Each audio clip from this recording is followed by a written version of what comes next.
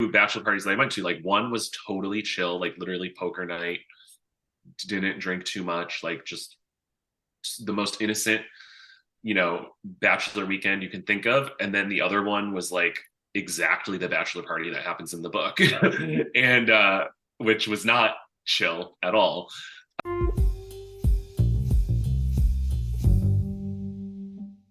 Want to listen to this Ivory Tower Boiler Room or True Crime in Academia episode ad-free?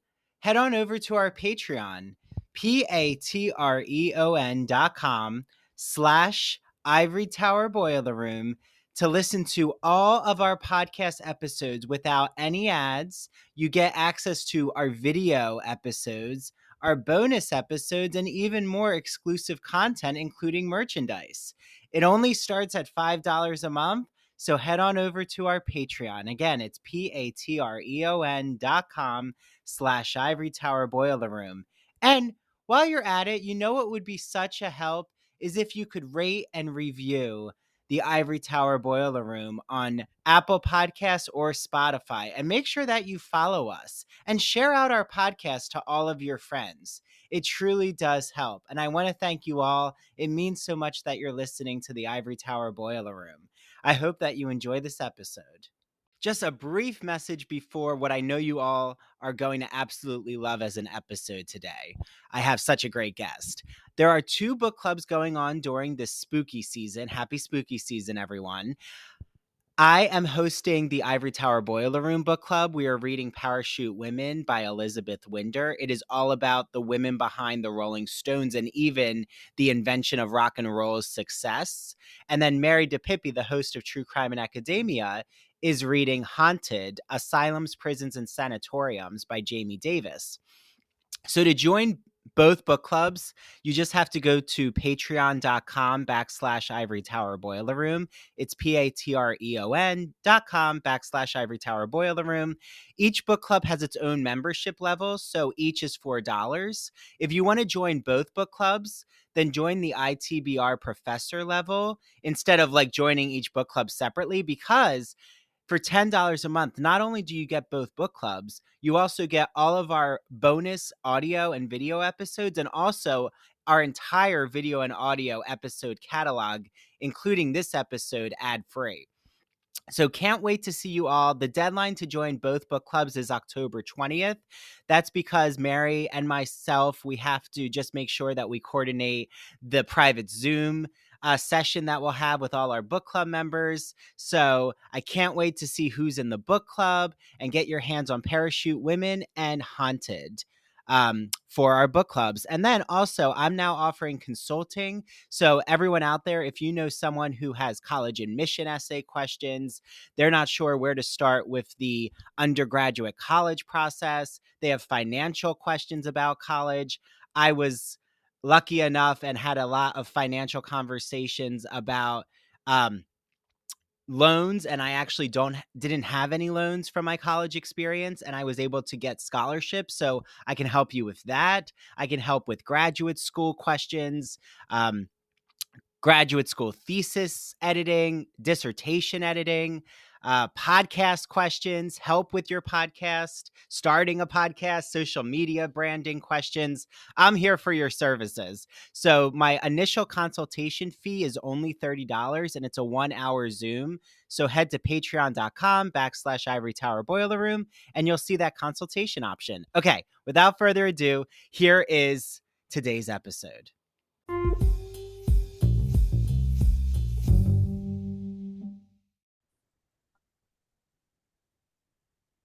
Hi, everyone. Welcome back to the Ivory Tower Boiler Room. This is Dr. Andrew Rimby, and I'm incredibly excited to be joined with a repeat guest, Nicolas DiDomizio, a nice Irish name. I probably joked about that on the first episode, so maybe I should find another joke. It's because my father always says that with Italian names growing up in Jersey.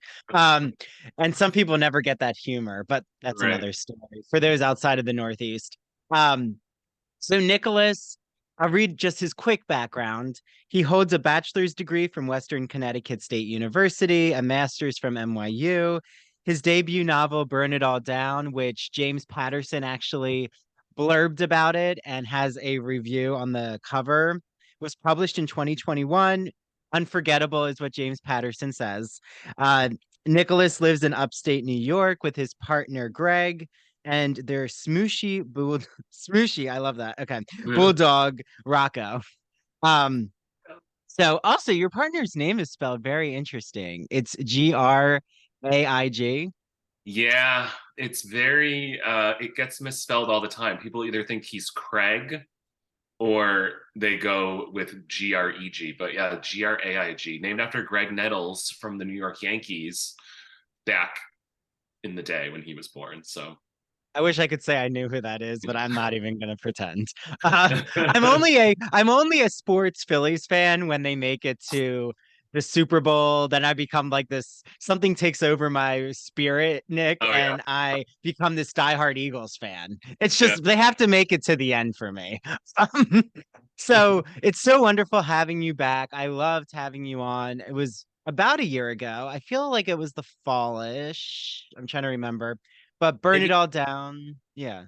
it was great. I'm so happy to be back.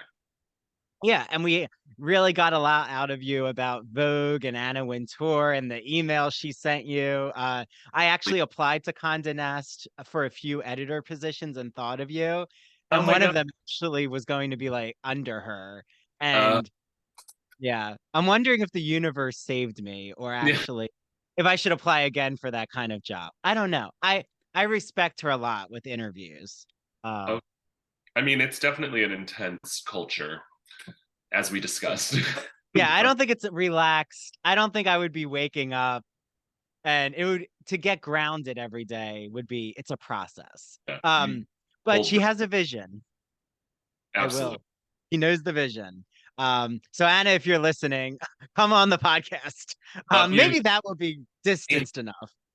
and, But Nicholas, the gay best friend, your new release. I mean, I am wearing my Kiss Me Bro shirt just in honor. And I feel like the Barbie movie, your novel, Pink is our theme this summer. It's back again. yes, it has been such a pink summer. I'm obsessed with the cover. I love the pink sky, everything. Yeah, I'm obsessed. I'm Yes, gonna miss. well, and you have it behind you, which is so nicely displayed. Um, yeah, your publicist should be very happy with how you've displayed all your books. Uh, Very sudden. Yeah.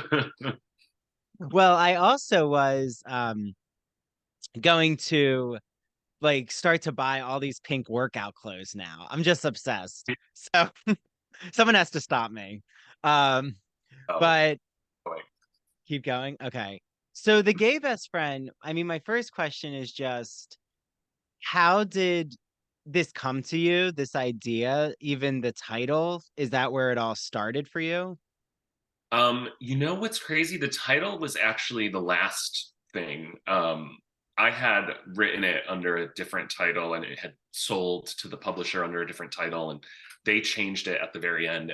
But I love the title because there couldn't be a more perfect title because the book is about the gay best friend of this couple that's getting married. And the idea really came to me. I knew I wanted to write like a beach read, something in my home state of Connecticut and on like the shoreline, light, breezy, like Ellen Hilderbrand vibes is what I was going for.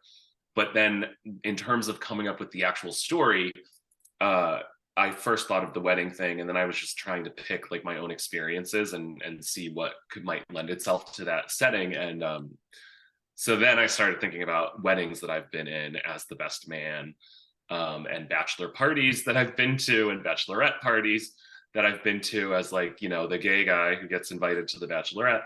And yeah, in like the summer in 2014, I went through this with two weddings where like my really close friends were getting married and I went to the bachelor party, and then like was later at the bachelorette party with all the wives and girlfriends of the groomsmen who I was just at the bachelor party with, and they're like grilling me about like what happened at the bachelor party. You know, no one talks about it, and it was just like such a form of tension that has always been funny to me. And So yeah, once I like settled on that theme, I was like, all right, this is the idea for the book.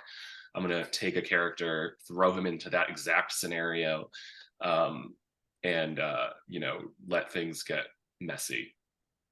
Yeah. Well, and this isn't the first time actually on the podcast that I've had a summer read, which we can get into that concept, but I do think there's something to the spectacle and beauty of a beach read. Like, people will joke, oh, you could read Victor Hugo's Les Miserables on the beach. And I'm like, you could.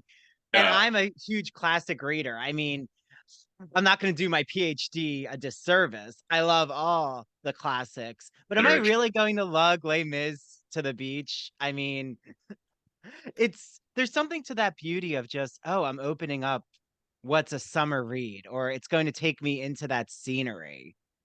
Yeah, completely. Especially like if you're literally on the beach and you want something like that's not going to require too much, you know, um, analysis or any like just a fun, entertaining like watching a streaming show or something. And also, if you're not at the beach, I love, like, I remember when I used to live in the city, like, I would read Ellen Hildebrand novels and just like get swept away into like Nantucket, where all of her books are set, and like just the Mhm. details and just like that feeling of like mentally, like, okay, I can't go, I'm not going to the Hamptons this weekend. I'm nowhere near the beach, but at least I can experience it vicariously through, these messy rich people on Nantucket. So yeah, I can't, like, I just, it's my favorite genre, if you could call it a genre. But Well, and we had Celia Lasky, her novel "So Happy for You." I'm not sure if you've read it, Nick, but I've heard of it. it's Good okay. thing. You recommend it? It's a wedding themed book, right? Well, yeah, there's these two um one character, she's queer and she goes to the bachelorette party, but it's a psychological thriller, so I'm not gonna like spoil it Yeah, all, but I did interview her about it, and there's so much to it's similar, you know, as an entryway into your novel, but different right. in the sense that there's only this very women's gender studies professor going to this bachelorette party almost as an anthropological mission, and she's going to study it. And then things just go awry, but not in a raucous sense, in a just psychological breakdown. So it's kind of Right. I remember saying to Celia, it was like Ruth Ware, but with the queer twist. Love that. I mean, I love a good thriller too, especially now, like with spooky season approaching. Um, but yeah, anytime you throw like a queer person in the middle of like a very traditional, like heterosexual scenario, I find that interesting. Always, just because we have such a different perspective and a different experience from like the majority of the straight population, that some of the themes that come up are just extremely interesting. And even when I was writing this, like stuff came up that I didn't even intend to talk about, but it just kind of, you know, from that scenario, it surfaced. Yeah, well, and do you know that Scream 7 is actually going to be, for the first time ever, directed by a gay? It's directed by a gay director. Oh, interesting. That's going to be 'Cause- fun. Yeah. Writing has always been very gay.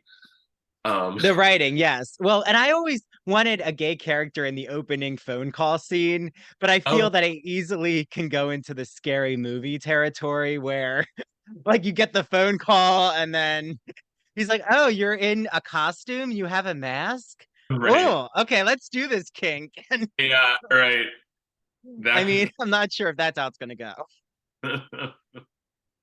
I mean, maybe they could set the opening of Scream at a gay bachelor party. If the I, director's listening, it could they be. have done wedding stuff in any Scream movie yet, so it's due. Yeah, I mean, they should approach you, the gay best friend meets Scream merger. Um, you, Celia Lasky, get everyone, Bathhouse, PJ Vernon. Let's just get you all on the team. Uh, but what I just love with the GBF, the gay best friend, as an acronym, I mean, I was always thinking of, in my mind, somehow it goes to Roald Dahl's BFG, but very different Yeah, friend. Um, that the gay best friend, how did you even, right, before you brought up that in 2014 you've had the bachelor bachelorette experience, like this is where the novel draws from your own personal life. Yeah. um but did you have straight friends of yours say, oh yeah, Nick, he's my gay best friend, like he is this token emblem that I'm wearing? You know, it I never it's never been that direct for sure. Like I've always been the only gay person in my friend group just by the nature of growing up in the 90s and early 2000s. And I don't know, I feel like there's obviously more out people nowadays, but almost like there's more gay people now somehow. I don't know. But certainly when I like growing up, like all, I'm still friends with a lot of people that I grew up with in middle school and high school and stuff. And like I just noticed like during my 20s, early 30s, when all of this traditional marriage stuff started happening and we did all these like gendered parties, um, I thought it was like the first time I thought of myself as the gay best friend. It's almost like I started tokenizing myself because I was like, I'm not fitting in like the same way all my other friends are. Like and it's also like, things are very different with like guy friends, like especially when you grew up together and you were in the closet for so long and they think they knew who you were. And then you just like, I came out in college and I just like I became a totally different person basically. Um, so that was definitely probably weird for some people.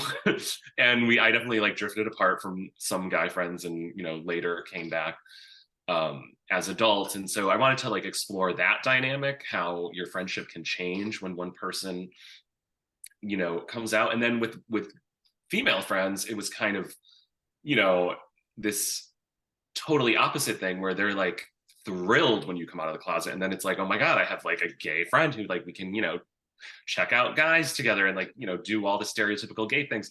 So I think when I started getting invited to bachelorette parties, that was where I really started thinking about the gay best friend stereotype and how it's like the only like it's like when you're the only guy at a bachelorette party, you definitely feel you notice it a little. Like I've had like certainly the parties in my real life were a lot more fun than the parties in the book. Like I never got into that level of drama. Like, once you like are drinking with your closest friends, you're gonna have a great time. But it was interesting noticing who expected me to be loyal and where they thought like the guys, there have been guys who like would expect me to keep things from their girlfriends or something, and then the girlfriends are like, well, obviously you're going to tell me everything he does at the bachelor party, like and so I really wanted to explore that and in a way that was fun and beachy. But yeah, in terms of literally being tokenized, and I think I did it to myself more than anyone did it to me.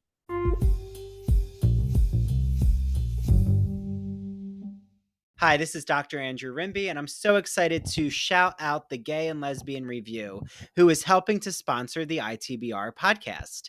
For all of you out there, the Gay and Lesbian Review is a bi-monthly magazine where you can discover new things about gay and lesbian literature, history, and culture.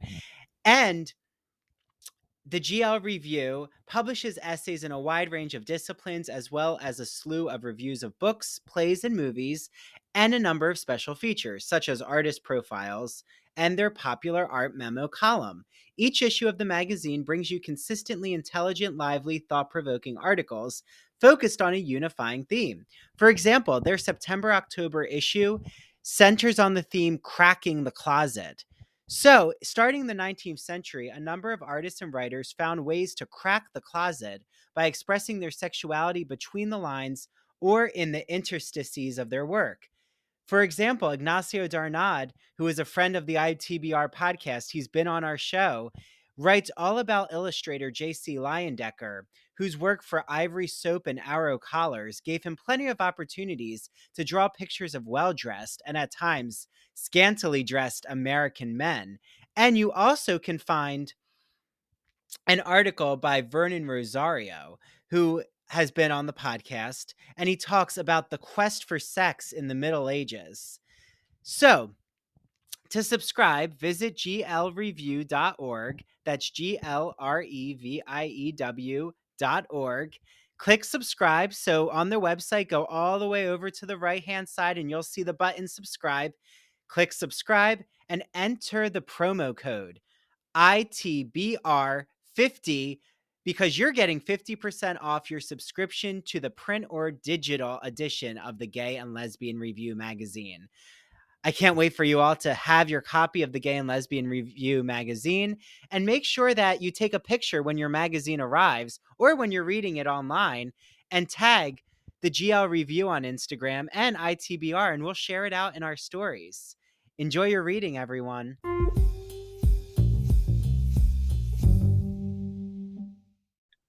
Strangely. It sounds as if this is an internalized Yeah. gay best friend analysis that you put yourself through, Nick. I was very adamant to myself when I came on this recording. I'm not going to psychoanalyze Nick. I'm not going to try to do what I did with Burn It All Down, like try to find the Italian gay boy trigger touch points. And again, we get this gay boy Dom who really is going through a lot at the beginning. He has a breakup, he was about to get married, and then the shit just hits the fan. And I'm like, okay. So it's almost like, we ended Burn It All Down. We're at that precipice in the beginning, and then we now are thrown into his world with Patrick and going to Mystic, Connecticut, the beach house. Yeah. Very waspy, but he's Italian, and I just find what you do with Italian culture so fascinating because, well, I'm sure you know, but do you know what the number one state is of Italian Americans? I mean, it's gotta be either New York or New Jersey, right? No. No, that's what surprised me is it was Connecticut and then I it was New York, New Jersey, and then New York. That's so funny. I mean, I having lived in all of the tri-state area at one point or another, that doesn't surprise me. Because yeah, my family came to Connecticut in the 50s from Italy, and there was a ton. Even like growing up in the 90s, like in Hartford, Connecticut, we had like such a vibrant like Little Italy. Like Franklin Avenue was like the kind of the main street of it all.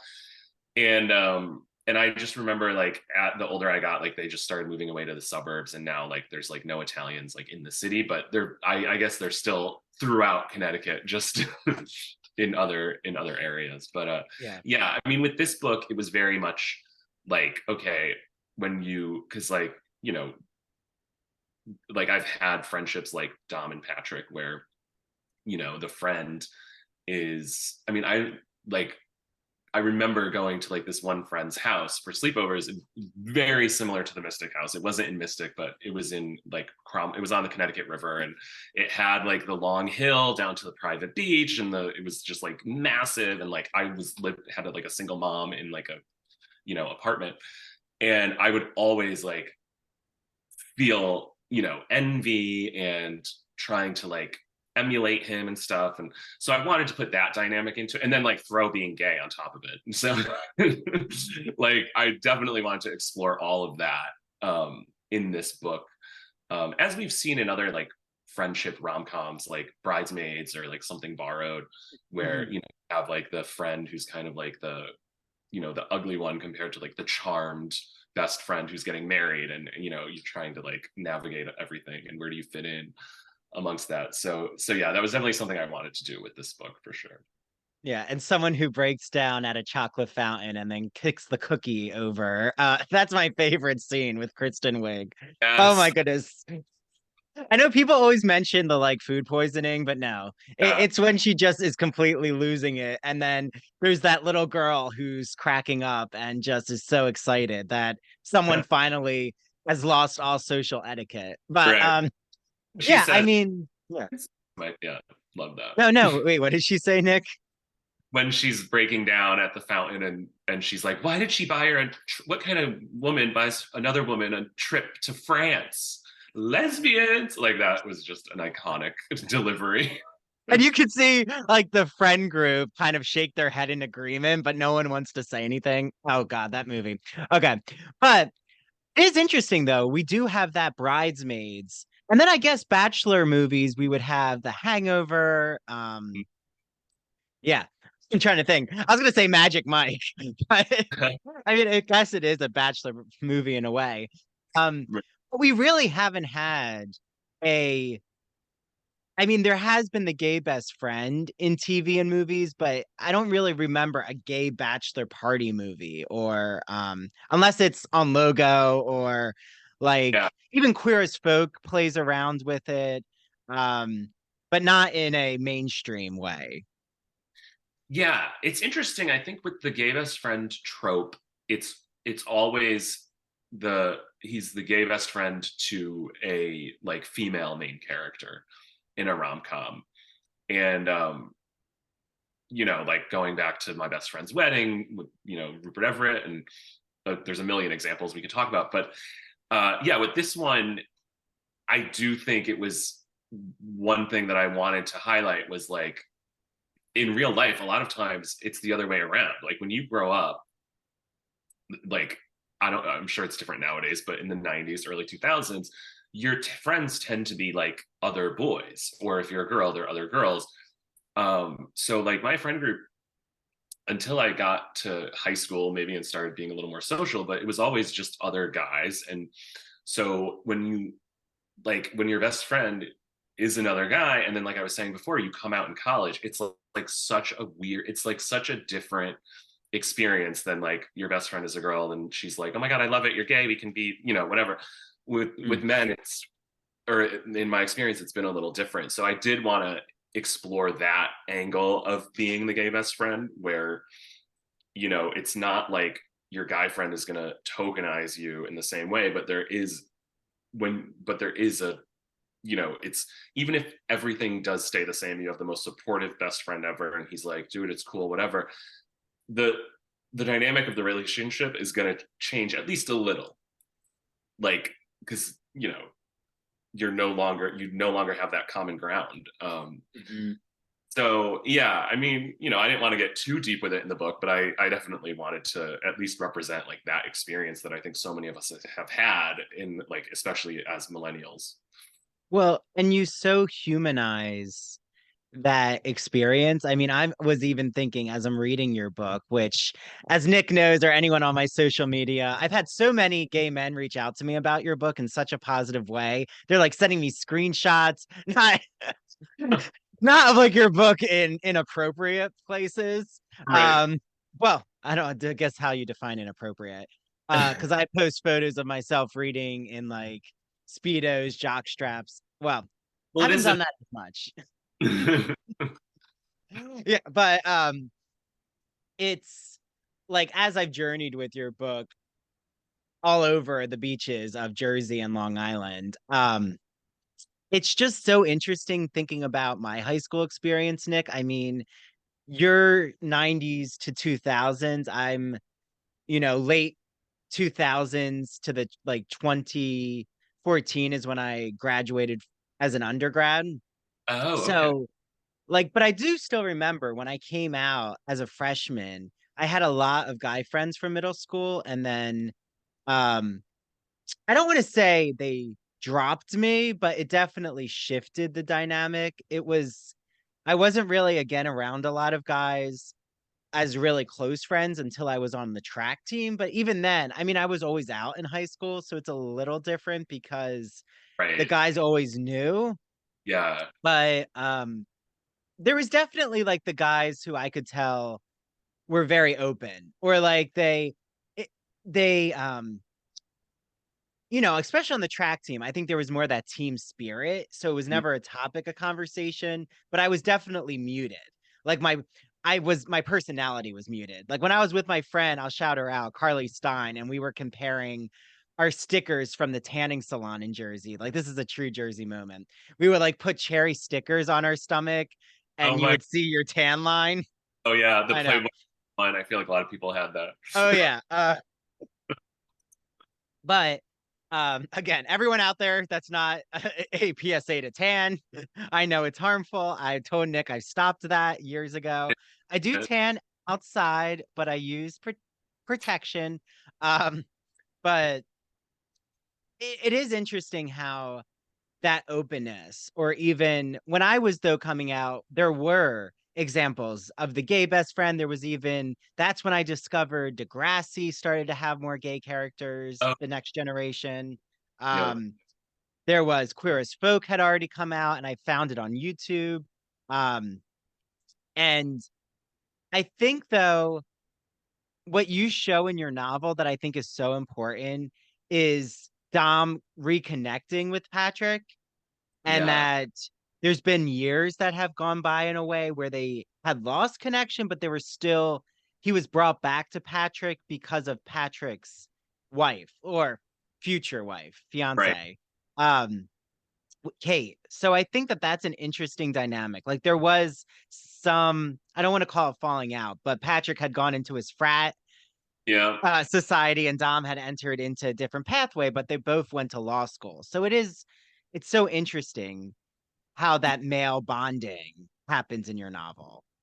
Yeah, and I think their period in basically all of college where they drifted apart and didn't talk was um again kind of inspired by real life where it's like I think certain guy friends like with Dom in the book like he just kind of assumed that Patrick would have a bigger issue with it that because when you're closeted for an entire friendship until you're 18 years old there's going to be, especially back in those days, like you're going to be homophobic together like you're going to like just make it was like no homo was like a very common refrain.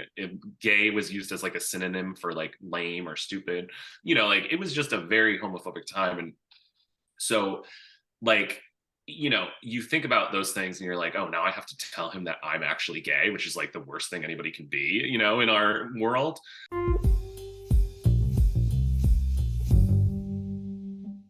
Are you afraid of the dark? Sorry, I had to, everyone.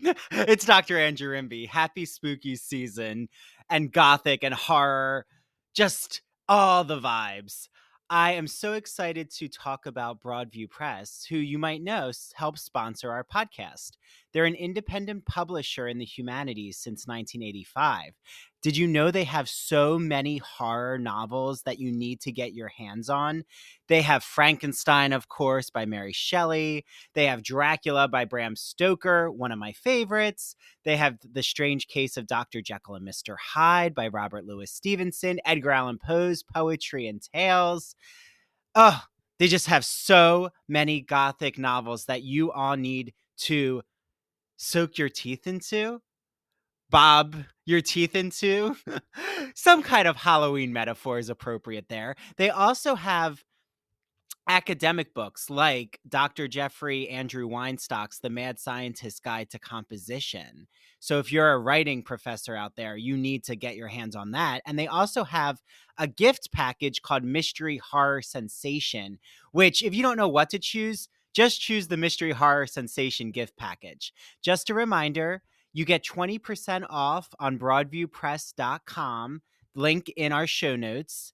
Just use the code Ivory Tower, all lowercase.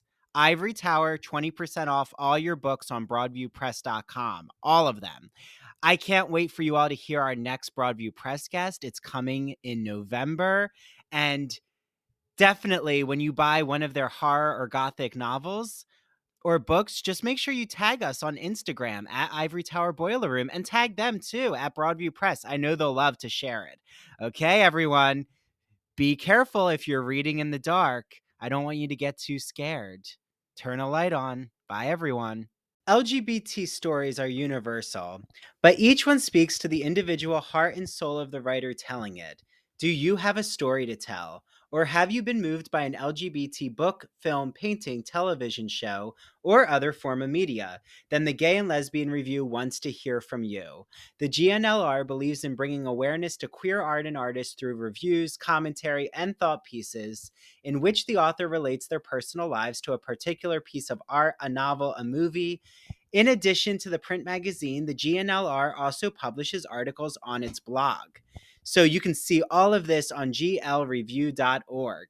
That's glreview.org. Remember, you get 50% off your subscription of the GL Review magazine when you use the promo code ITBR50. That's 50% off your print or digital subscription when you use promo code ITBR50.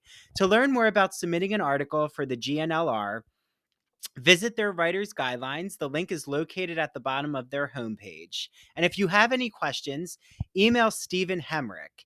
That's STEPHEN dot HEMRICK at glreview.org. The GNLR and its readers can't wait to see what you have to say.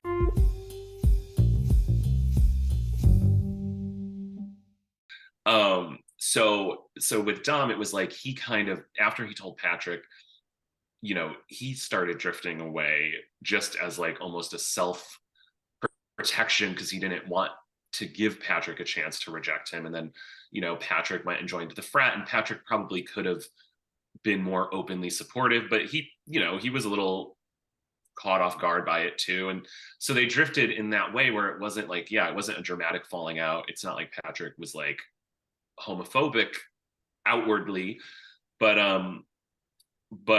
again, it was like Dom kind of did it as a way of like just his own internal shit. And but it's nice because like that, when stuff like that happens, you can reconnect and build anew, which is what they did. But even though there was still a lot of unresolved stuff from their past, which the book gets into. But yeah, well, and then you also, what I love is Dom is living though in a world of contemporary culture. So like we have that layer of 2023. Now I actually feel I'm so playful with my straight guy friends that we're now in this moment where I don't want to say they're tokenizing me, but I'm almost tokenizing them. I'm like, oh, I'm your gay friend. Like I get to judge your fashion, or I mean, I'm not judging fashion, but right. like, or oh, you must think it's so unique what it's like when I'm with other guys. Let me pull the I try to be as forward as I can. It's almost not making them uncomfortable, Right. but just being so openly honest that I feel we have moved into a different Oh, set totally. of culture. And I guess that's because of Gen Z, really. Right. And when you're like out from the jump, it's easier. I think the problems all come from like when you create a version of yourself that is so not who you are, and then you change it up, and then like I think that's where all of their issues come from. But yeah, I do think nowadays, like, straight guys are cool, most of them. If they're not, then they have issues that they need to work on. But yeah, like most people couldn't care less, and some of them are actually quite, love to talk about gay stuff, and they want all the details of gay sex, and it's an interesting dynamic when people are really honest. Well, and I have some who even want me to take them to Fire Island, and they want like this experience. It's what They want I the they want the what? the attention. I mean, like some straight guys do Well, love shit. I mean, yes, some want the validation and they like to know, especially at the gym. I always say, some think that bodybuilders or, men who are just obsessed with working out, which is a good obsession. I mean, I think it depends how, much it's in your consciousness, Yeah. but I don't agree at all that they're homophobic. I actually think most bodybuilders I meet and those who are in the fitness community, they're so open because it's really about the physique and the male gaze and them looking at them. They like they like Yeah. the looking. Trust me. And I see some things with the clothes that they wear that I am not disappointed in. Okay, so I wanted to ask though, right? It's the gay best friend. It's not the gay best friends. And that's something I find right now, just in my own life, trying to find a really dynamic gay friend community has been a Mm, struggle for me. Like I yeah. have gay friends, of course. I mean, I'm seeing some of them for beach trips and getting together, but to have like a very large gay friend group, I mean, I've never been to a gay bachelor party. Um, and hopefully I will eventually. But is that an experience that you find it would have just been it totally would have taken you um far afield if you did the gay best friends and if this was a gay bachelor Oh, right. Like focus? gay people Mhm. in the past, other than, yeah. I mean, that's probably the experience a lot of younger people have now. Um, but yeah, I don't know. It's like I think I just based on the time that I came up, I just kind of like my only introduction to other gay people was like when I started dating. And like my first boyfriend was like really the first gay person that I knew like in real life. And so I mean, like, I definitely, when I went to grad school in New York at NYU, there were obviously, it was the most gay people I've ever been around in my life. And I made some gay friends there. Um, and then like over the years in my career, when I worked at MTV and of course Vogue, tons of gays. So so I definitely have like met and befriended, and I have like a lot of gay acquaintances, I would say. Certainly like on social and everything else. But I don't know, and it's there's something about like the friends you grew up with that and it's probably a very Connecticut thing too, or tri-state area, like but where those are just the closest friendships, and it would have been cool to like have a gay person in the mix of that, and like a gay guy that I've known forever who I could, you know, go to his bachelor party or do something. um so yeah, I don't know. I mean, I think more people probably have that experience now, so they don't always feel so othered as Dom feels in the book. But I don't know. I mean, now my partner, um, his brother is gay, so his brother and his partner, like those are two gay people that we see a lot. Yeah, but it's kind of like once you have a partner that then the friends become centered on who the partner's friends are and like your couple friends. I mean, I'm still single and ready to mingle and flirty and I'm still trying to debate whether I want to be in an open relationship or not, Nick. So, because I'm like, Oh, I like being single, and if I start to date, maybe I want to be monogamous and maybe I should just be single. Okay. right. So I think though what is really interesting though with what you balance in your book, Nick, is that you get that social class dynamic, right? Like it's not just about Dom being gay, but like you've Yeah. already said, he's an outsider, not just for sexuality, he's an outsider for social class. And I mean, even here where I am in Port Jeff, there's a community called Belterre.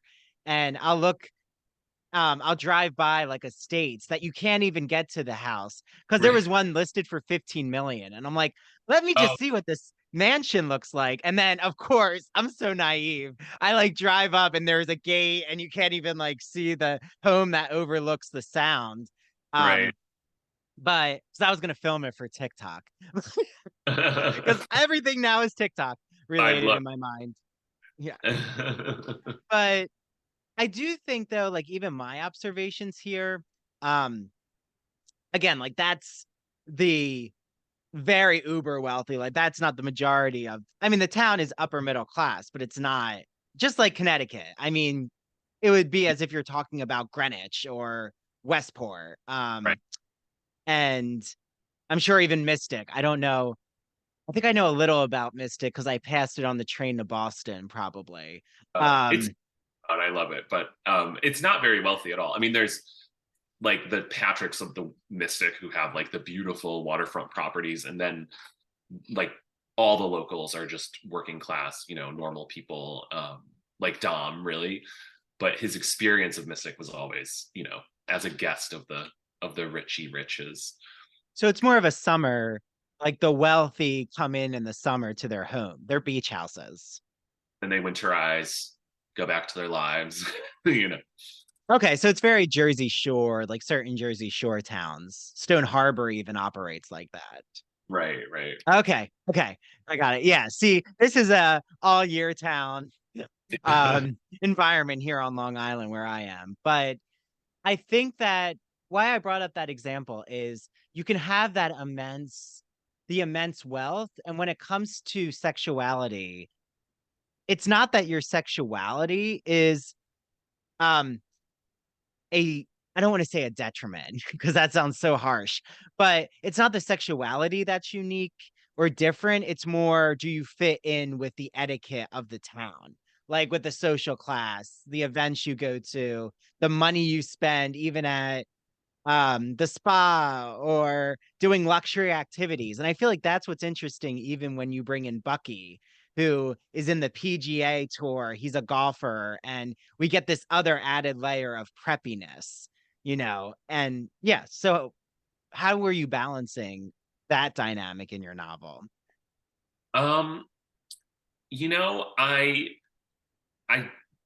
again kind of drew from, you know, certain friendships. And when you're like the, you know, the guest of the the person who has money, it's just such an interesting, like I remember like, you know, parents of that friend I was talking to before, like they, like kind of like Patrick's parents, they kind of looked at Dom as like not like a charity case, but you know, we are clearly like hosting this less fortunate person, you know, for the weekend or whatever. And so of course Dom, you know, is going to internalize that over the years. And so there, the whole friendship dynamic has always been like, you know, Dom just feels second fiddle to his friend. It's almost like, why are you even friends with me? Like you're like good looking, rich, straight. Like I'm this like closeted, you know, kid from the other side of the tracks, so to speak. And so I think that is just so ingrained in Dom's identity, like right from the jump as a character, that you know, it informed so much of their dynamic. And then but what I wanted to do with Bucky, who is Patrick's uh other best friend that he met in college in the frat, and he is a pro golfer, so he's like a multimillionaire. um but I wanted to kind of show that, like, you know, at the beginning Dom thinks like, oh, Patrick, of course he replaced me with Bucky, this guy who is like more on his level, like a straight, wealthy, preppy frat boy. And but of course at the bachelor party, not to go too spoilery, but you know, Dom and Bucky get to know each other, and he realizes that like he totally misjudged Bucky, and he didn't know anything about Bucky's, you know, childhood, how he grew up. You know, he didn't have the same background as Patrick. He, you know, was just had a similar background to Dom, except, you know, in the South, and he's very Southern. But you know, and so I wanted to show that, like, have Dom have some kind of realization that, like, you know, there can be common ground. It's not just like everybody is just automatically, you know, better than you because they have money or they're whatever. Like that really ultimately means nothing. And even Patrick, I think he, by the end of it, he learns like that obviously Patrick isn't perfect. I mean, his, you know, stuff that happens in the book shows that he's not perfect. His relationship, you know, with his fiance, but yeah, it was fun to play with those things, because I think with a lot of books in this beach read genre, it's kind of just told from the POV of like the wealthy summer people who have the house on Nantucket or the Jersey Shore or Cape Cod or whatever, and they're just, you know, dealing with rich people problems and stuff, and it is what it is. So I wanted to kind of make Dom an outsider, just to kind of comment on it a little bit. Yeah, I love that your book there's so many that people could read even after the summer months. I mean, if you're on the West Coast and you're in Southern California, I guess it's always a beach read. Hey, Even though I know the water's freezing in California. But if you're in South Florida, you're in Sarasota, that's where I used to go. So that's why I shout out Sarasota. But you know, beach reads, we can extend that concept. If you're in the winter months, draw up a hot bath, read, these summer reads. Yeah. yeah.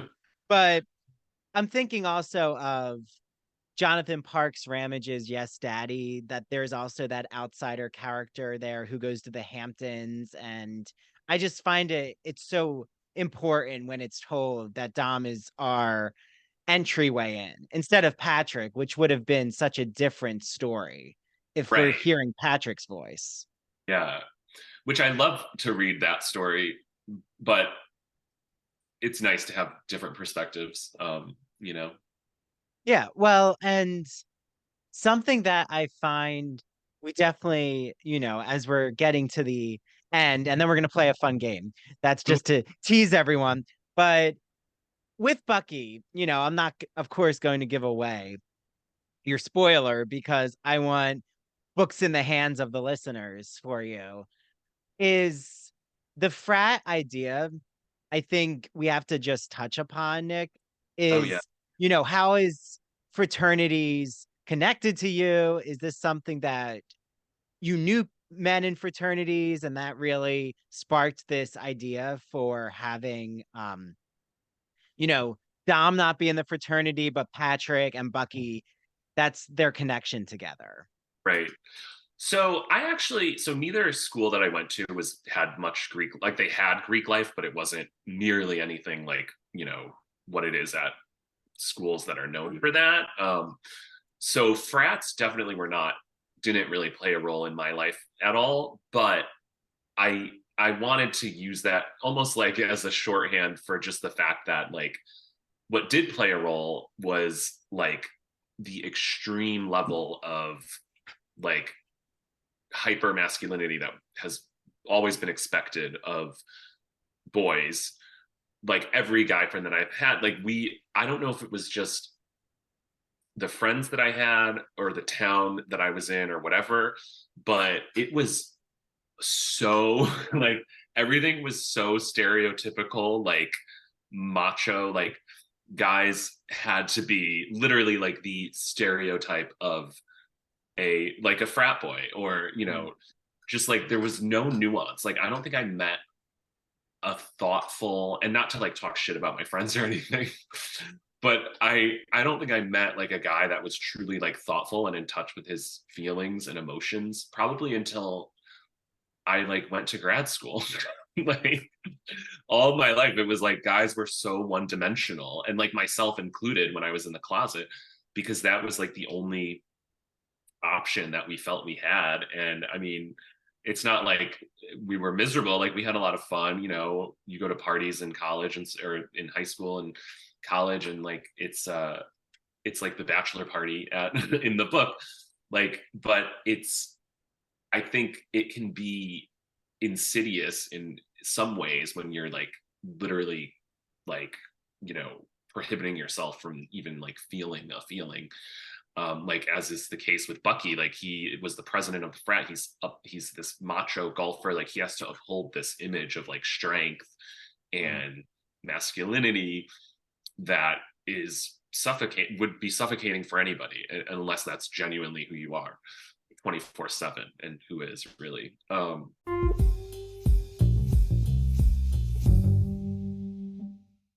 Hi, did I mention that it's spooky season? This is Dr. Andrew Rimby, and guess what?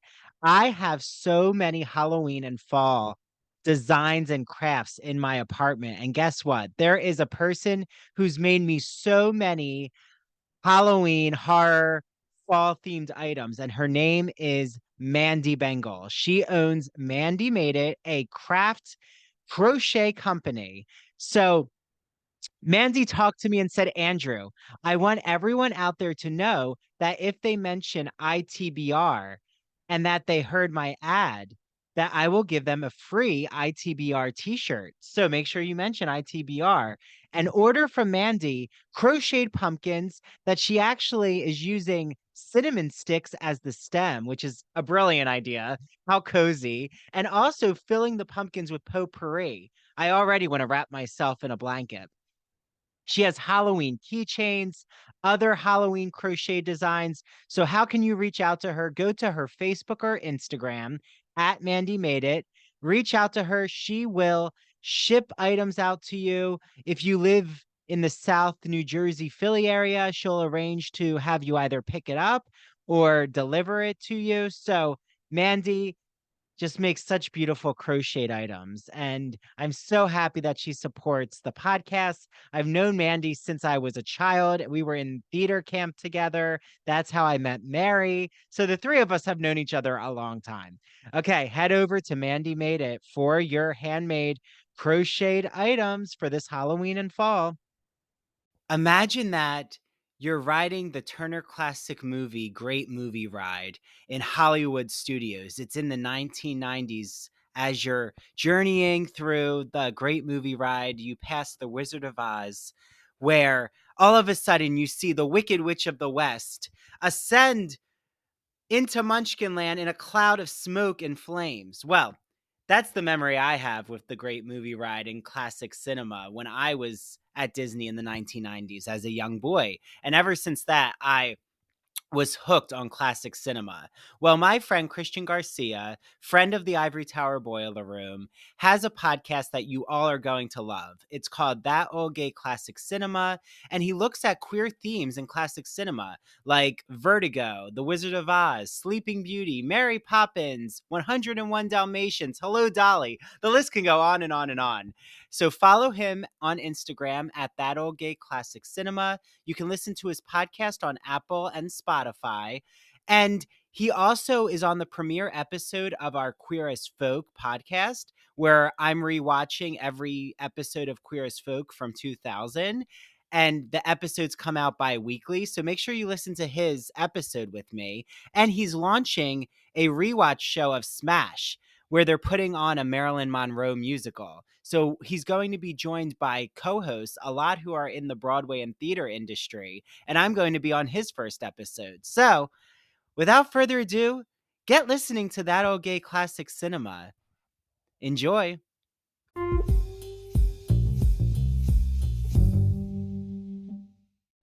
So yeah, I definitely wanted to explore that, and I think just making Patrick and Bucky's connection be a fraternity was the best way to kind of illustrate that, like, this is the ground that they bonded on. Well, and it's interesting that, oh, that's right. There was that TV show Greek. Oh I knew it would come to me. And there is this gay storyline that I find fascinating in it. yeah, Um, but I actually knew someone at Rutgers who was in a gay fraternity because there's not many, but I think it's still there at Rutgers. Again, I didn't go to a very Greek oriented, neither Kane or Stony Brook University are very heavy in fraternities, but Penn State, Rutgers, there's the houses. And I think that what you're bringing up, there's different also kinds of fraternities, right? Like a gay fraternity again is like a gay bachelor party. It's unique, it operates in its own, they have their own rituals, and we yeah, know, right, Nick, gay men can put each other through the ringer. So I'm sure that they would have be their own rituals. the drama there probably would put the drama in my book to shame. I mean, I think that anyone out there who's been part of a gay fraternity, reach out to me and I'd love to like just share Right, your story. But what I think is interesting though is there's like the Vineyard Vine fraternity members, which is more of a Bucky preppy kind of fraternity. And then there's the, I think, stereotypical drunk off their asses fraternity members, which we have in our American pop culture minds, right? right, Right, you're kind of balancing the more, it seems, white collar fraternity, right. which also is its own hyper masculinity and Uh, it centers on income. Uh, Generation, yeah, and all of that stuff. yeah, the generations, their fathers were in a fraternity, the grandfathers. Yeah. Um, and what I think is fascinating, and I just need to know is, why do you think so many women want to know what happens at a bachelor party, but the men aren't necessarily asking the women about what's happening at bachelorette parties? Whew, that is such a great question because that was I mean, that was literally my life when I remember so vividly, like just being grilled by by these bridesmaids. And one of those couples has since divorced. But I think just because of the stereotypical, you know, like the movie The Hangover, or the stereotype that bachelor parties, people are gonna get blackout drunk, do drugs, strippers, prostitutes, whatever.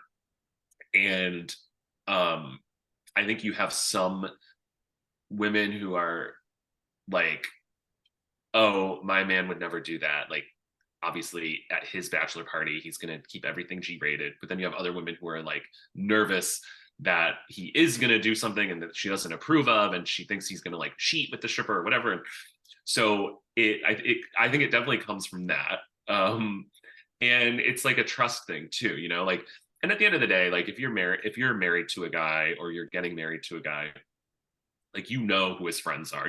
You kind of, if you really ask yourself, what his bachelor party is going to be like.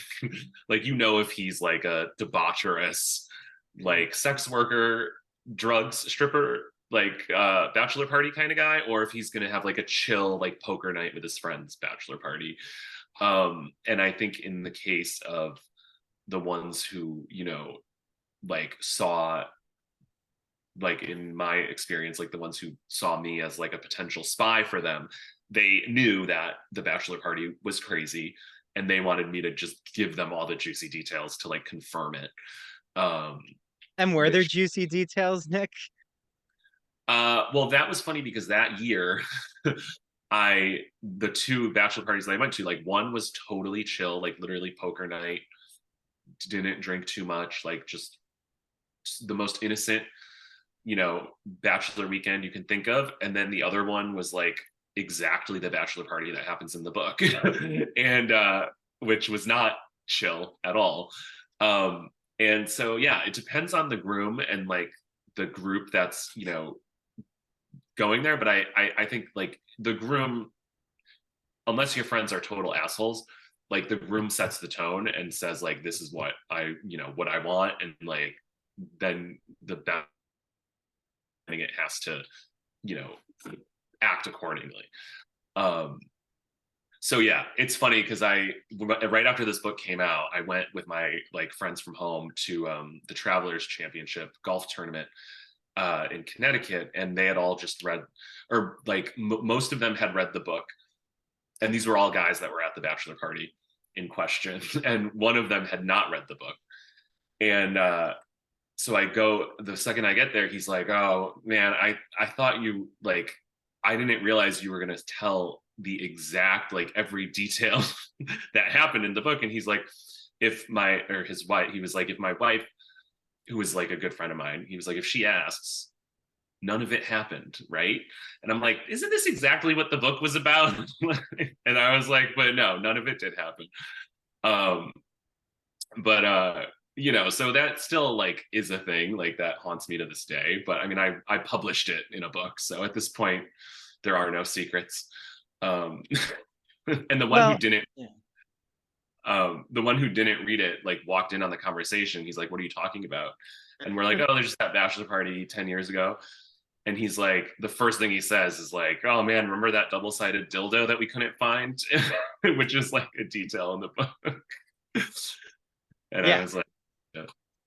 I mean, everyone needs to figure out why there's a double-sided dildo in your novel, Nick. That's gonna that's gonna get the readers. Right. I mean, because you think of that, but with like bachelorette parties, you think of um, penis party supplies, and it's almost, if there's male strippers, it is that more Magic Mike, like, oh, he's a firefighter, a policeman.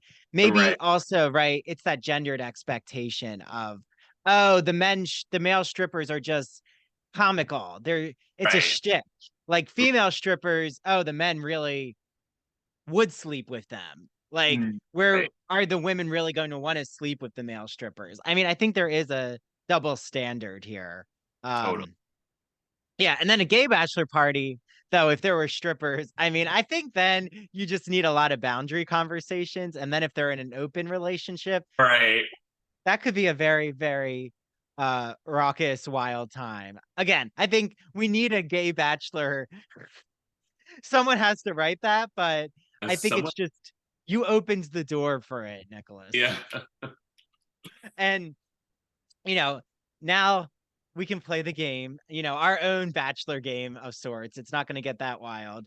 Um, but we can be very gossipy. That's where our wildness will come from. Love it. So, just everyone needs to read The Gay Best Friend. It's such a good read. It really, I mean, it's a beach read, but as I always say, beach reads have depth. Like a beach read does not mean that there isn't nuance. It's Right. just because I think that's the stereotype. That's so true. Yeah, and like it's just literally set on the beach. And it's a fun story, but yeah, I tried to give some quality to the writing and some depth to the characters. Hopefully, debatable if I pulled it off, but I tried. No, you pulled it off. You pulled it off. So Nick and I were going to um just rate gay best friends in film and TV. Fun. Um, so just a few, because there's a lot actually, as I was pulling up all these articles. But first, because I just finished and just like that, Mm. um, is on a scale of 1 to 10, and I guess our rating for this is not sass. I was gonna say, should it be sassiness or should it be just how well the gay best friend is portrayed or how much they fit the category? I don't know. We need to come up with guidelines. Oh, right. Or we how much we would want to be friends with them in real life. Oh, I like that better. Okay, It- okay. Yeah. Because if we do sassiness, I think we might end up in some, I don't know, everyone out there is gonna start screaming into their headphones. Um, okay, so the first is Anthony in Sex and the City and in Just Like That. So Mario Cantone, who I just absolutely love as an actor and Love comedian. But okay, so Anthony, how do you rate him as a gay best friend? Anthony Marantino. I I'm gonna give him a so show. I'm gonna give him a 9. I think he's a great gay best friend for the characters and the perfect he's funny, quippy, tells it like it is, all that stuff. For me personally, I don't know if I could be great friends with him because I might get too exhausted because he's He's a so lot. high. Like Yeah. I might personally give him like a 6. Yeah, I agree. I like that rating. Okay. I'll have you do the ratings and I'll provide commentary. There you go. I'll I'll let just you get into trouble. But I do have to say, I think I like Anthony. I like Anthony so much more in the new series. Um, and I can't say that about every character in and just like that, but that's my own yeah. criticism of the show. First of all, I just think we need Samantha. Like without Samantha, the show is just there's good additions, but if you don't have her, you don't have and just like that. Yeah, I mean, I have to be honest. Sex in the City is such an important show to me. Like the original, that was like when I came out. Like I like started watching it in college, and it was like just I was obsessed. Like me and one of my friends at college, like we would watch the DVDs and those like translucent packs that But so the new show I kind of hate, but I have to watch it because I love the characters so much, but I feel like it's just so not even coming close to what the original was, which is fine. But yeah, like Stanford from the original, like he's a 10, both sides. I would love to be friends with Stanford. He was great. Um, yeah, I would, but and just like that, it's cute. It's nice to have it. I mean, it's cool. It's nice to spend time with the characters in this later stage of their lives. Um, but I think they're just completely like, I mean, Aiden really, and then calling Big a big mistake. I mean, this was, we like lived for like 6 seasons and 2 movies, like all like rooting for the Big relationship, like for it to work out with Big.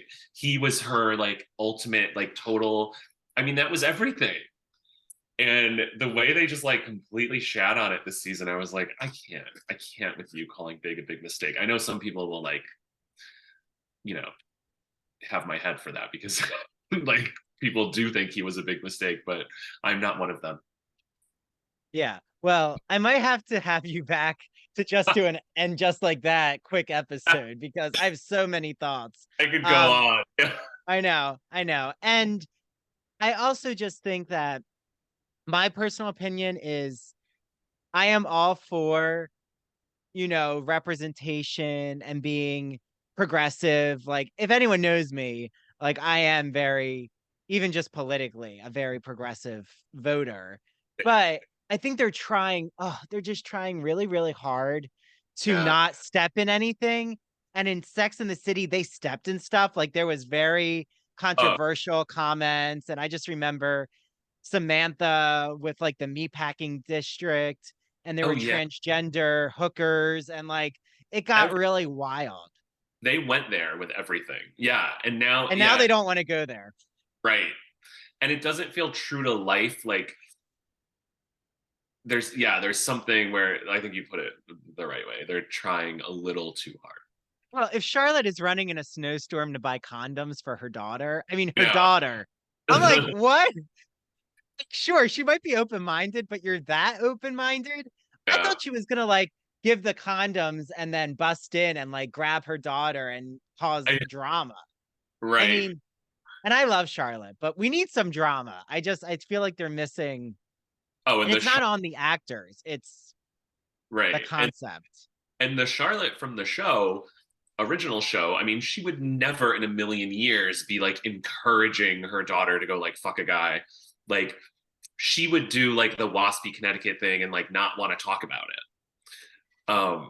But anyway, I mean, not to say characters can't change, but I know. Oh no. Okay, so I think eventually definitely we'll have to. I am starting a Queer as Folk rewatch show, so I might bring you back on oh, if you like the original series.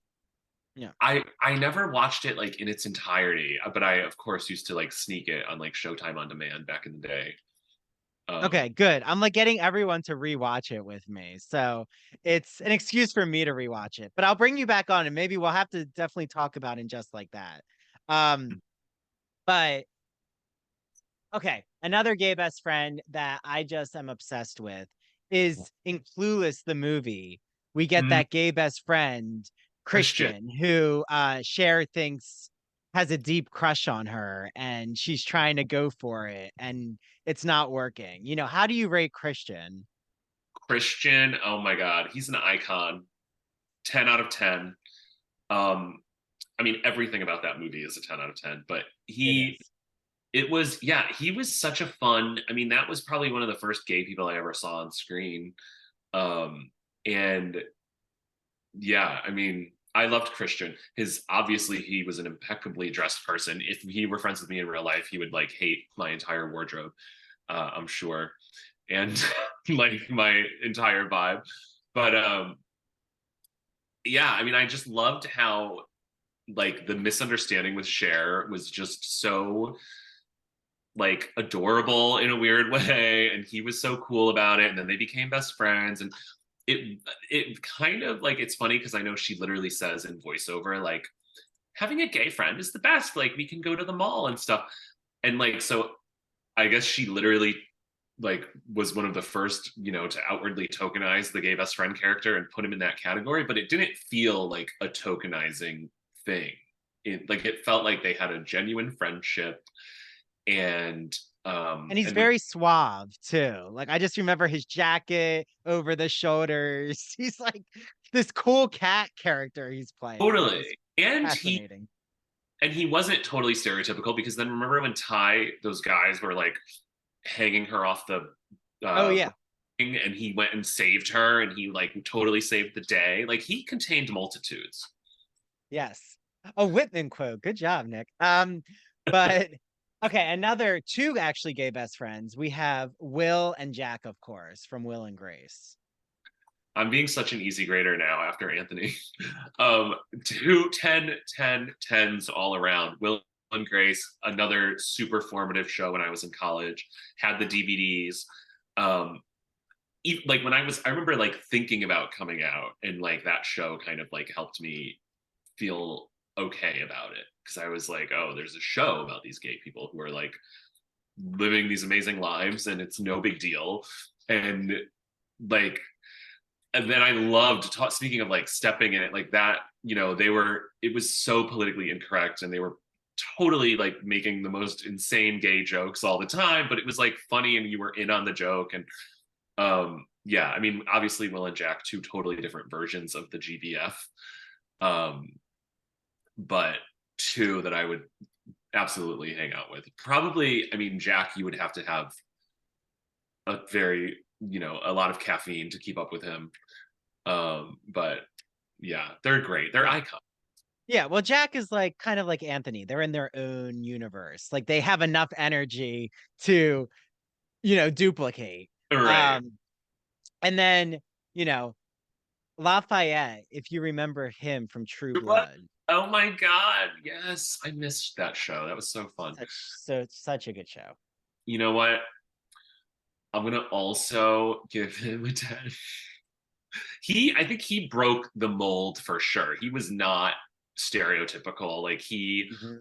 Like he had the sass, he had like the quippy comebacks, and he was glaring at people and stuff, but he was a very complex character, which was like, I think, um refreshing to see. Like it wasn't like, I mean, it's been years since I watched that show, but I remember thinking like, holy shit, like he's got a complicated life. Yeah, and the Southern dynamic and his blackness. I mean, I think it was just like you said, it was really groundbreaking. That Right. that series is groundbreaking. I mean, Really. And he I held his own, against anybody. Like he could go up against a straight guy and like kick his ass. yeah, and he was so protected because of his openness. He was so protected by the community in a Yeah. way that anyone who tried to mess with him, like Sookie, I just remember Uh, she had no time for anyone messing with the yeah. underdogs. Right. Okay, do we have time for two more, Nick? Absolutely. Okay, I'm like, okay. how fast this has gone I by. know That's it went by so quick, but that's because we're right. just now friends on a recording. Right. So I have to mention, of course, a movie that is formative to my ears, but Mean Girls and Mm. Damien. Oh my God, Damien, Danny DeVito, I love your work. I would say I'm gonna give him an 8. Also very high ranking. Love Damien. He's also an icon. Um, but I don't know. He had certain moments where I was like, you could be nicer. Like him and Janice. I mean, granted, like Katie was, not the most loyal friend or anything, but I don't know. So there were certain moments where I was like not rooting for Damien potentially. Well, and then because of your Vogue days, I have to mention Ugly Betty and the gay assistant to Wilhelmina Slater, the incredible Vanessa Williams. I love Vanessa Williams. Is Mark St. James. So I've actually never seen that show. Is this an abomination? Do I need to like add it to my list? No, you have to definitely add it to your list. Okay. Maybe I have to do a rewatch. I might have to. I'm starting to rewatch different shows, so I'm using Queer as Folk as at the beginning, but I'm like, okay, what would be after that? And I think Desperate Housewives, because Oh, I need so that good. show needs to be returned to. Yeah, Ugly Betty, I would definitely rewatch. I think it's just the whole. I mean, you could compare it to The Devil Wears Prada, right? And then we have the gay assistant in The Devil Wears Prada. Well, he's not an assistant, but Stanley uh Tucci, director yeah, guy. Stanley Tucci's character. What was his name in real life? So I actually worked with the Let's see. the guy who people say was the inspiration for that character. Ah, Um, okay. Oh, Nigel is the one Stanley Tucci yeah, plays. Nigel. Um, so that was very interesting. But well, I won't go into any detail because I can't confirm or deny. But I mean, yeah, it sounds like I need to watch Ugly Betty. I mean, I love Vanessa Williams, so Yeah, no, it's and America Ferrera is wonderful in it. It's again, talk about it has that Devil Wears Prada premise where it's someone not from the fashion world, like wasn't obsessed with it, gets the job, and then is completely just full of curiosity with the spectacle of all the language. right. Which is why I think The Devil Wears Prada was written in the first place. I read the novel. I'm trying to remember the writer's name. Oh, Lauren Um, Berger, yeah. Lauren Wait, yeah, wait, what is it? Lauren. Weisberger, Weisen, something. She was a real life AW assistant, as I'm sure you know. Yeah, and AW. I love how we just now shortened her name. Um, yeah, Weisberger. Yep. And she really just set that tone for Oh yeah, exploring a world that is such niche culture that everyone knows the language in that society and space, but everyone outside of it is not aware of the ins and outs. And like we were right. talking about, even Nigel, Yeah, Mark St. James is like that with Michael Urie's character in Ugly Betty, yeah, where they basically keep the ugly duckling or the one who needs to turn into Cinderella in this space. They right, are going to set her right and they're going to do the makeover. right. Yeah, so it's no, definitely watch Ugly Betty. um you need to. Okay, I'll do just one more because I think it's a character that we all know and love. Is Did you see Glee, or at least know of Glee? Oh yes, what was his name? Yeah, so He. Chris Colfer's character. Oh yeah, and he did "Baby It's Cold Outside" with the other guy. Yes, Kurt. So Kurt is Chris's character. Or so from what I recall, I mean, I wasn't like a total Gleek, but I definitely saw a few episodes. Um, was he? I mean, I guess I'll give him. This is with the um disclaimer that I do not know him as intimately as I know all the other ones that I've rated. I'm gonna give him a 7. That's kind of high, I feel. I don't know. I feel like if we're talking stereotypical GBFs, I know the show was a gay creator, so but my impression of him was that I don't know if he brought anything new to the trope, but maybe he did, and I just completely need to rewatch that show too. I know. I mean, his father um is his most adamant fan after he comes out. I thought that was I think bringing in Darren Chris as like the love interest was a new addition of Yeah, joining the schools together, but yeah. Definitely a rewatch. And also, I have to shout out Marco from Degrassi. I loved that character. yeah, he was like the orig. Yeah. I so my, it's so funny because like I remember watching that show and being very invested in what was Ashley, the one who was like with Drake. Oh, Um, yeah, she was goth. She was the goth yeah, character. and like I didn't even. It's weird how, but Marco, yeah, he was a pretty like that was a pretty like evolved gay best friend. Like he was a pretty complex one. Yeah, and then I just always connected to Emma. I have to see what she's up to. I feel like I Was she don't a girl? She was. yeah, she had blonde hair. She like I just remember one episode where um I had it on and my mom walked in the room and it's that episode where she had gotten an STI because Oh, of like giving blowjobs or something. That's all oh, I remember. I was like, "Oh, okay." I remember, Yeah. and I was like STIs. I feel like we, especially during like the early 2000s and stuff, the STI panic was so intense that like my entire college experience was like tainted by always like being paranoid that I had one. Well, and do you remember the myth? Because then she was in a Lifetime movie after Degrassi, and they like double down on it, where she was part of a rainbow bracelet party. Remember, there was that whole craze that women were going to collect bracelets with men who they had given Was BJs to. the movie literally called She's Too Young? Yes. Yes. I Oh my remember that. God. They went, Oh, what a time. What a ah, time in our culture. Uh, well, she's I too. think she's moved on from those rainbow party movies. Um, so wherever she is now, I'm hope she's thriving. Same. Um, but no, some of the Degrassi, well, Drake, of course. I mean, and then the one who was like a guitar player, he was in the beautiful Carole King musical. So they've moved into Oh, yeah. new realms. Um, so Nick, this has been wonderful. I feel like, we are gay best friends in the literary world, so We are it can happen. exactly just like the easiest, gayest conversation. I love it. I'm so glad you. Thank you so much again for the invite. So fun to be back. Of This course. podcast is amazing. I feel like you cover Oh, like the best books, the best topics. You go there, oh, okay. Well, not thank you. Oh, way. this feels good for my heart.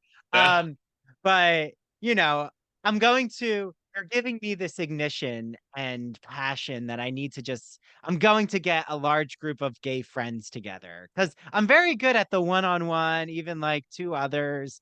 Yeah, Again, do I need to have 10 gay friends in a room or even 10 people in a room who are friends? I don't know. It gets complicated. And true. as But we know with your novel, yeah, once you get a lot of men in a room together at a party, bad thing. when they say straight men don't have drama, they're lying. There Yeah, is drama. that is the biggest lie ever. Gossip, drama, all of Oh, it. yeah. Oh, yeah. I think straight men gossip even more than Oh yeah, women, but they just have different language to talk about gossip. Uh, right. So thank you, Nick. Everyone out there, please get your hands on The Gay Best Friend. And it is just such a wonderful read. As we're heading into the fall, it's a great, outdoor, get your blanket, your sweater on, think of Yeah, the beach, be at the beach even. We still have some time. I don't like when everyone fear mongers that summer's over. I'm like, it's not over. yeah. Stop it. You have 20 days left at least. I know, and you still have October and November, which can be very Oh yeah, beautiful days to be outside and read. So, whatever. absolutely. Read in 30-degree weather wrapped up. You could Yeah. do it. Okay, well, thank you, Nick. This has been wonderful. And definitely, I'm going to have you back on. I think we need to continue this and So much. just like that conversation. Yeah. So Special. much more. Okay. Thanks, Thank Nick. Have a great day. you too. Okay, bye, everyone.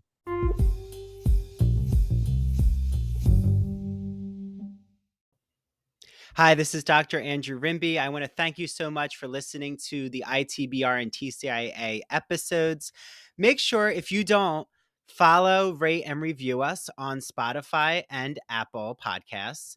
Also, make sure you follow ITBR on TikTok and Instagram at Ivory Tower Boiler Room and TCIA on TikTok and Instagram at True Crime and Academia. Also, we have a brand new Patreon membership system. So I just want to explain it to you all quickly. So if you want to become an ITBR student, it is $5 a month. You get ad-free ITBR and TCIA episodes and video interviews. If you want to become an ITBR professor for $10 a month, you get all of those ad-free benefits, but you also get access to both the ITBR and TCIA book clubs. You can join both book clubs, get ad-free episodes, plus you're going to get all of our extra video episodes. So I am rewatching Queer as Folk. Christian Garcia from That Old Gay Classic Cinema is joining us, and he's rewatching Smash. Mary is going to start to rewatch shows as well. You even get access to what I'm calling the ITBR Teaches. So if I'm recapping a movie or a TV show, including Barbie, Halloween movies and horror films, you get access to that as well. And then I also am offering consultation services. So for $30, you get your first initial consultation with me. It's a 1-hour private Zoom. I will help create your podcast, your media brand. How do you navigate academia as an undergrad or a grad student? Do you need help with technology? It could be teaching tools, Spotify for podcasters, video editor software. Do you want to expand your social media presence as an artist, writer, podcaster, or academic? Do you want help on how to create a public humanities identity like I've created for myself? So I'm offering that consultation service. You can find more info about it on Patreon. And you also can join our book clubs. If you want to just join the ITBR book club or the TCIA book club, you can do that for $4 a month. Patreon.com/Ivory Tower Boiler Room. That is patreon.com/Ivory Tower Boiler Room. Thanks to the team, Mary DePippi, our chief contributor, and thank you to our 2 new interns from Stony Brook University, Jonathan and Sarah. Bye, everyone. Until next time.